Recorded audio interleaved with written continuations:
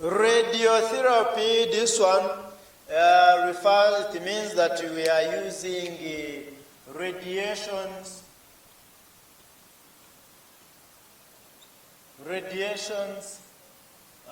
actually we call it also irradiation.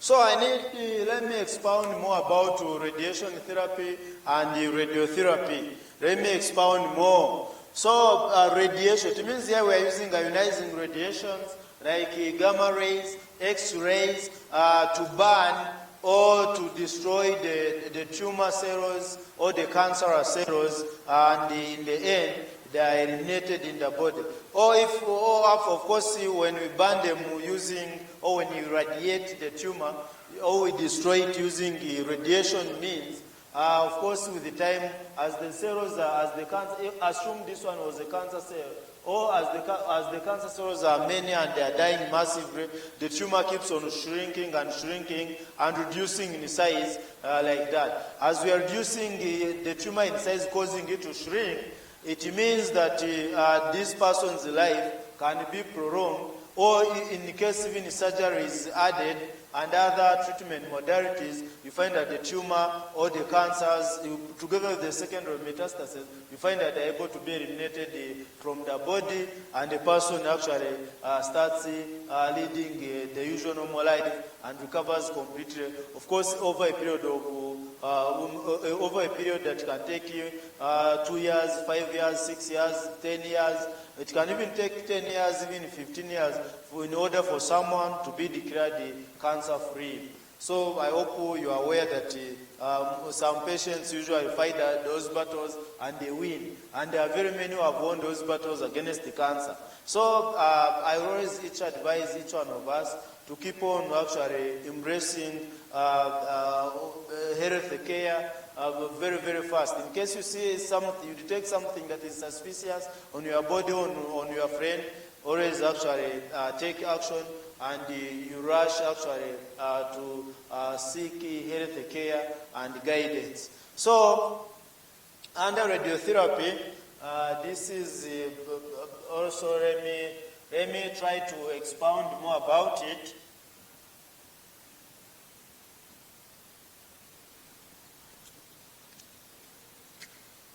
So radiotherapy,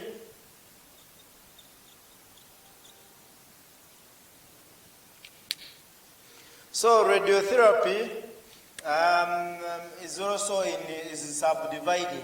There's what we call external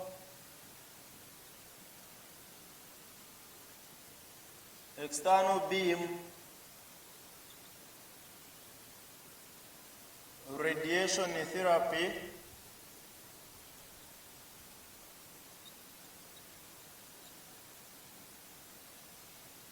external beam radiation therapy, and brachytherapy.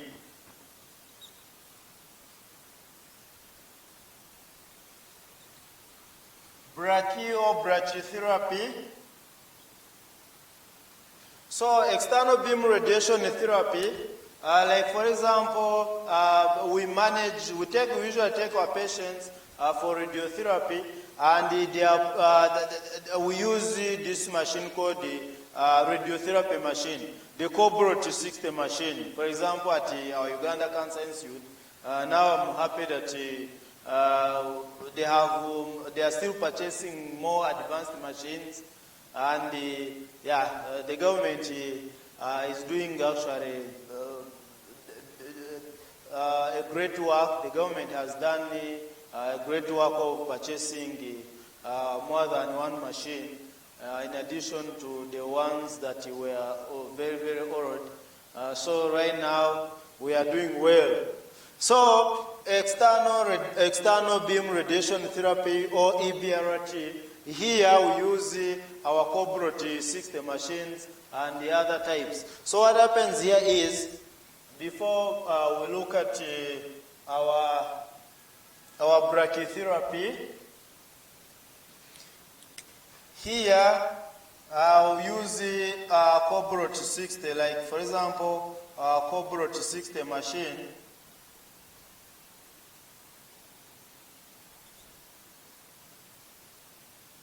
Cobra 60 is this one is a radioisotope.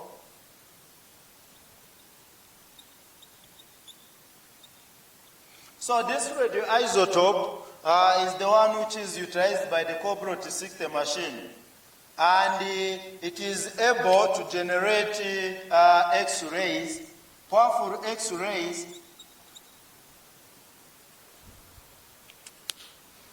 And they can be X-rays, as they can be X-rays, they can also be gamma rays, depending on the type, depending on actually the makeup of the machine, depending on the type. So here you find Cobra 60 being used. For example, we have our machine there. Actually, two of them so far, I think they are Cobra 60 machines. So they help us. They use Cobra radioisotope to generate X-rays. And these X-rays are the ones which are used in the irradiation. They are the ones which are used in the irradiation of the cancer cells. It doesn't mean that the whole person is irradiated. No, it is very, very dangerous.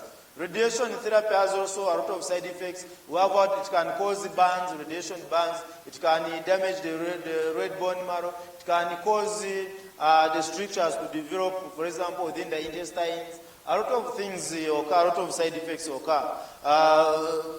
So, if, for example, if this is our machine,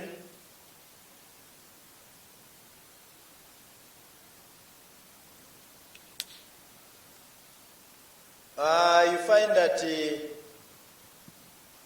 maybe this is the bed, the patient lying on bed.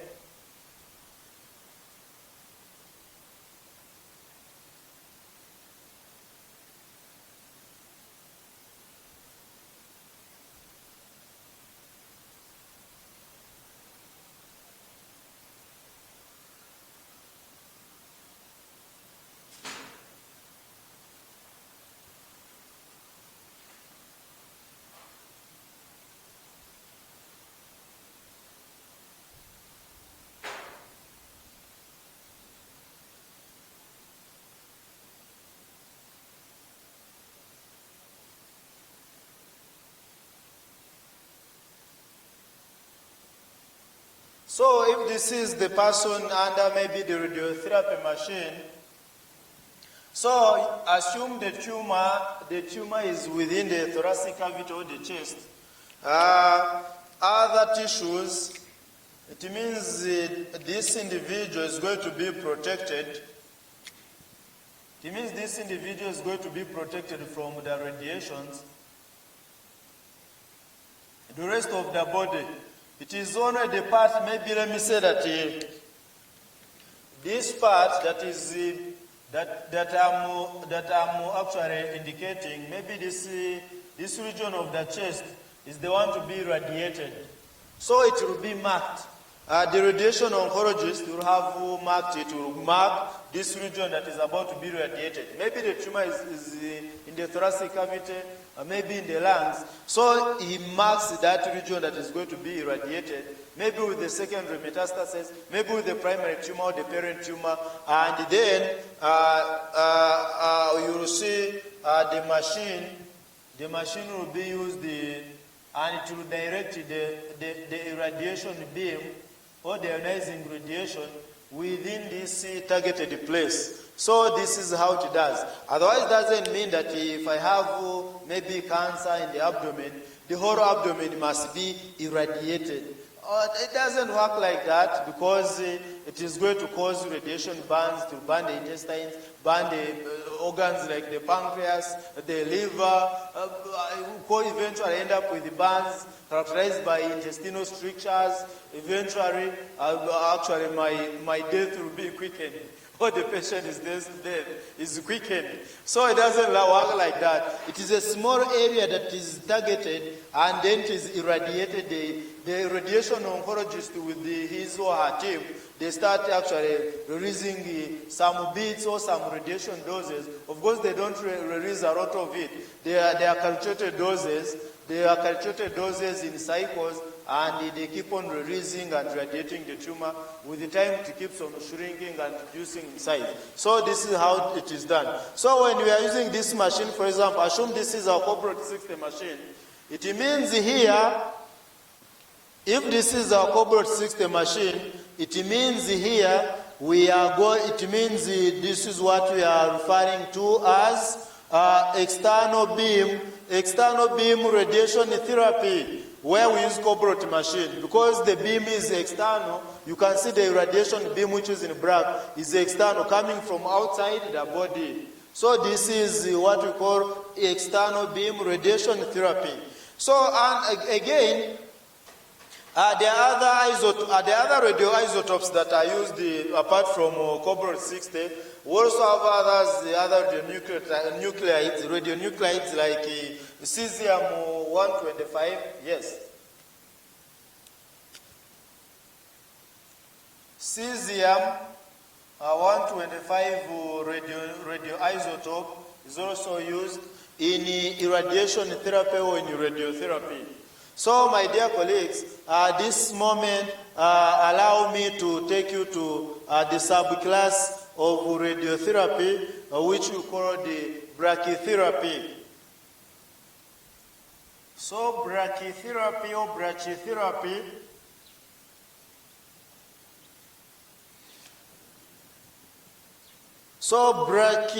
brachy comes from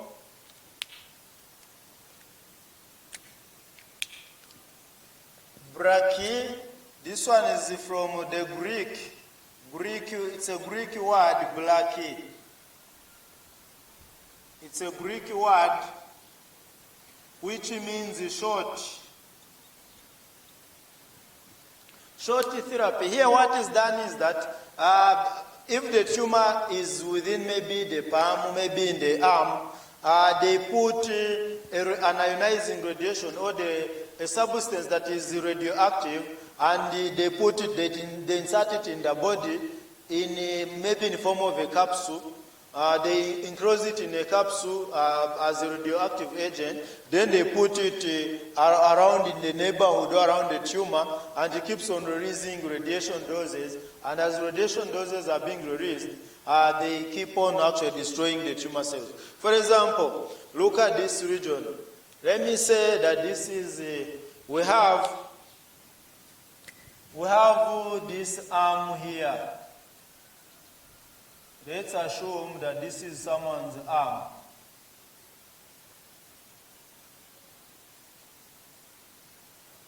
And this is a male.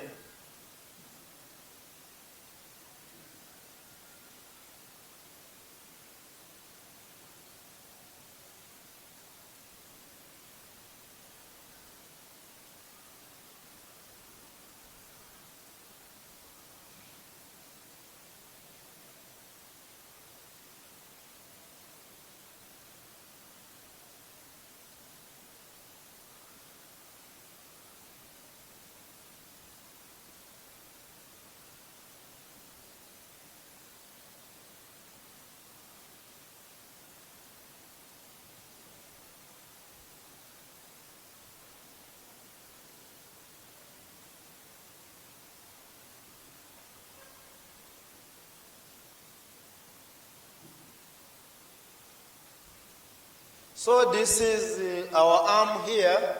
This is our human being with the arm. So if this is, let me say that our tumor is maybe within the forearm.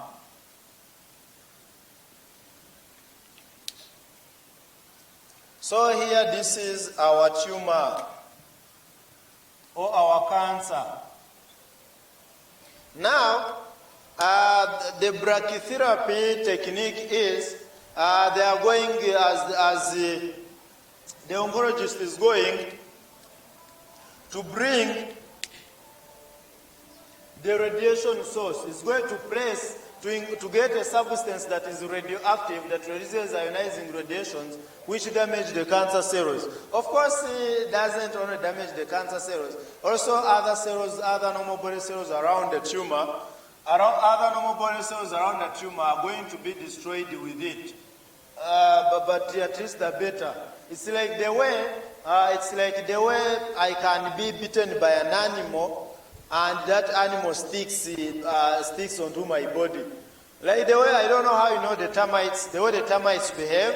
Usually when you are bitten by a termite, some termites are so stubborn that you just see, when you're trying to pull it off the skin, it just breaks into two pieces and the head remains attached onto the skin. So, in most cases, you find that in order to remove that, also that head of the termite, you also have to go with the normal skin, of course. You have to just pull it off, and some skin, you accept to lose some skin. Likewise, when you are managing cancer, when we are managing cancer, some normal, actually a good number of millions of normal body cells also die with the tumor cells. So it means, as we get, during brachytherapy, if we press, if a radioactive substance is pressed around the tumor, so it means a radioactive substance, this one that is in black,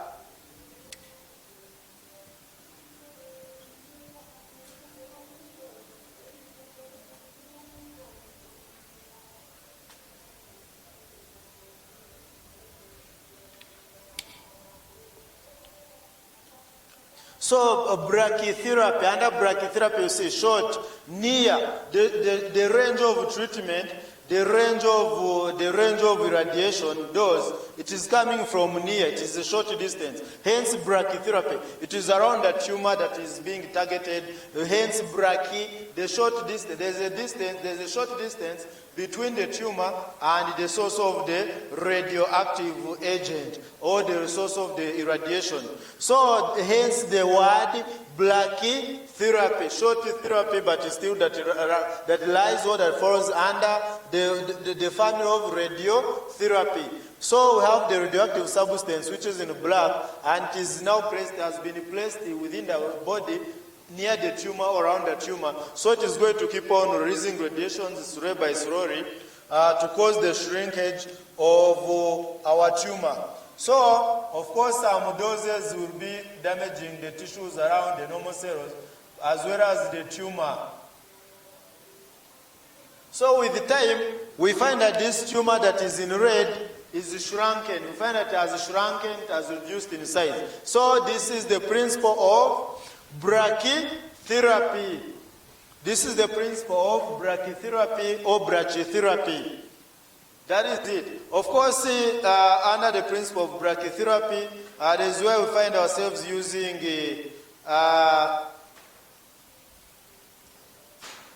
iodine. It is, I think, iodine. There's also still cesium. We have examples that are used here. We have iodine.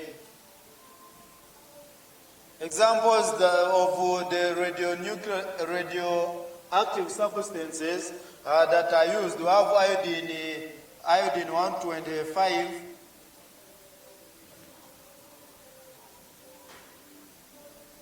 Iodine 125 and still iodine 131. These are commonly used in brachytherapy. Actually, even cesium, they also have, I think, even cesium, still cesium 131 also exists under brachytherapy. So it can be iodine 125, iodine 131. So when you look at iodine 125, iodine 131, this is not normal iodine. This is not the usual iodine that we know that we put in iodized salt during the fortification processes. It is not that iodine. This iodine is referred to as radioactive iodine. iodine 125, iodine 131. This is the radioactive iodine. So it is used in the management of cancers through brachytherapy modality, treatment modality that is general under radiotherapy. So when you also hear cesium, we will also be hearing other elements that are used as radioactive agents in the management of cancers. So at this point, we can say we can now graduate to the next treatment or therapeutic modality as far as cancer management is concerned.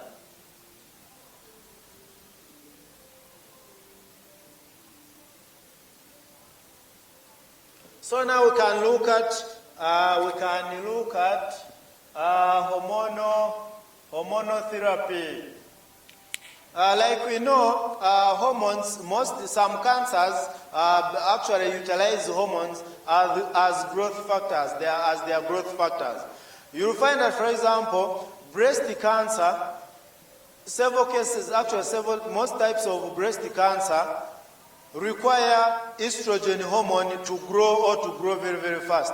So what do we do? In the management of some types of breast cancers, we target the hormones. We broke the receptors. We find ourselves blocking the receptors or rocking the receptors of estrogen therapy, of estrogen hormone. Therefore, by doing that, we shall be starving the breast cancer, end up starving the breast cancer. Instead of growing very, very fast and kills the person very quickly, we slow the growth of that cancer. Because we are denying it, we are starving it, we are denying it its growth factors, and the growth factors in this case, you find that is estrogen hormone. When it also comes to cancers of the prostate cancer, of course, females don't have the prostate. That is the male cancer. When you mention the carcinoma of the prostate, cancer of the prostate, it means you are referring directly to the male. Females don't have the prostates. So you see that for the prostate cancer to grow very fast or to grow very, very well, it requires a hormone like estrogen. I rather testosterone or androgens generally. Let me use the family name, the androgens. It requires androgens like testosterone hormone or the dihydroepiandrosterone to grow. Therefore, what is done is that in most cases, in advanced cases, following a series of consent, following informed consent, the male patient accepts bilateral total ochiectomy. That is total. That is castration anyway. When such a male accepts to be castrated, to have both tests removed, you find that we end up slowing down the growth of cancers like prostate. So hormonal therapy.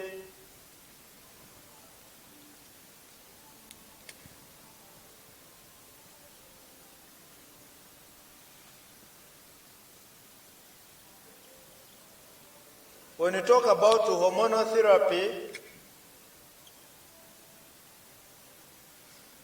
here in most cases we broke some hormones,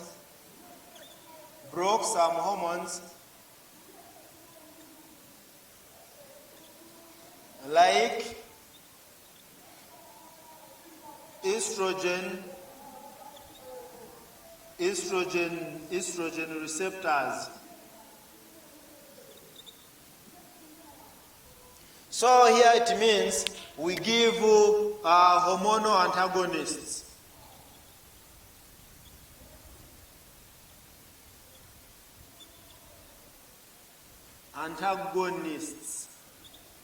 We give drugs which antagonize the effects of the hormones, either by causing accelerated metabolism of the hormone or by blocking the receptors of the hormone. By doing that, we end up actually starving those cells.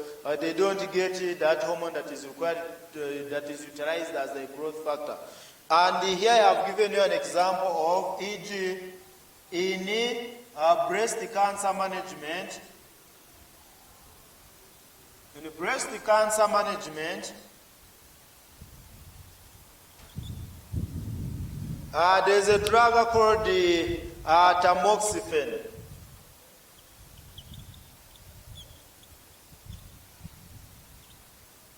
Tamoxifen is a special drug that is used in the management of, for example, breast cancer. Tamoxifen is an estrogen antagonist. It blocks the receptors for estrogen hormone.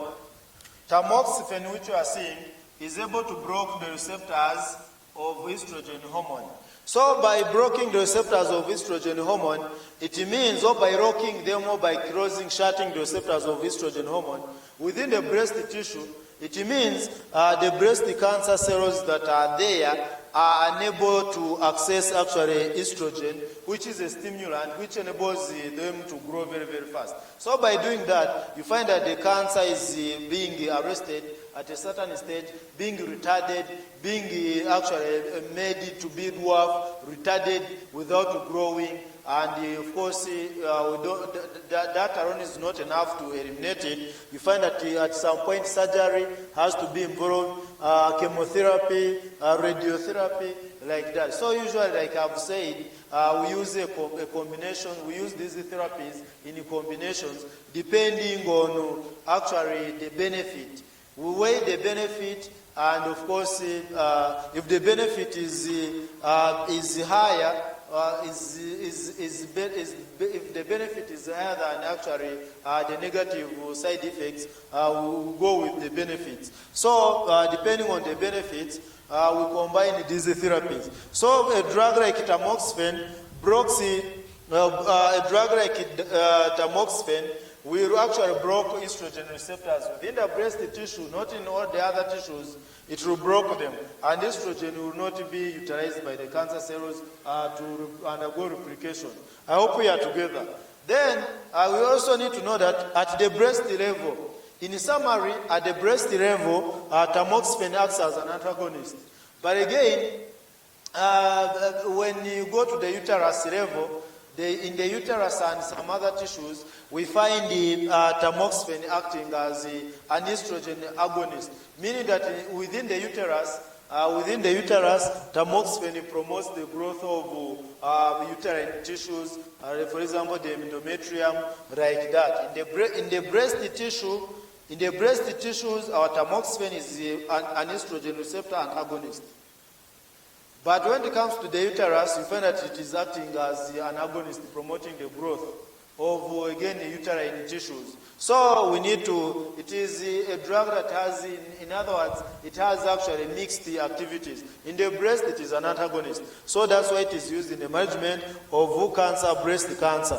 Then in prostate cancers, in prostate cancers of the male, of course, that is in the males, we find ourselves also blocking hormones like using androgen. We find ourselves applying anti-androgen therapy or anti-androgen drugs. These are the drugs that block the effects of our male hormone testosterone.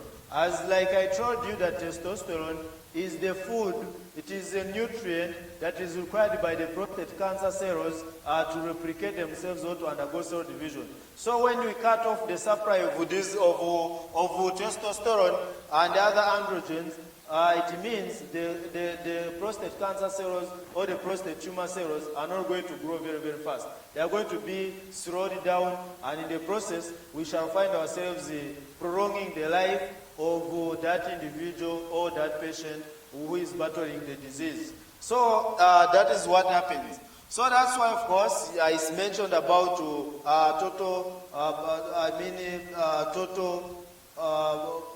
bilateral total orchidectomy or ochiectomy. So, which is total castration, removal of both tests, so that we're able to stop the cancer. So, basically, that is the information that I am able to share at this point in relation to hormonal therapy in as far as cancer treatment methods are concerned.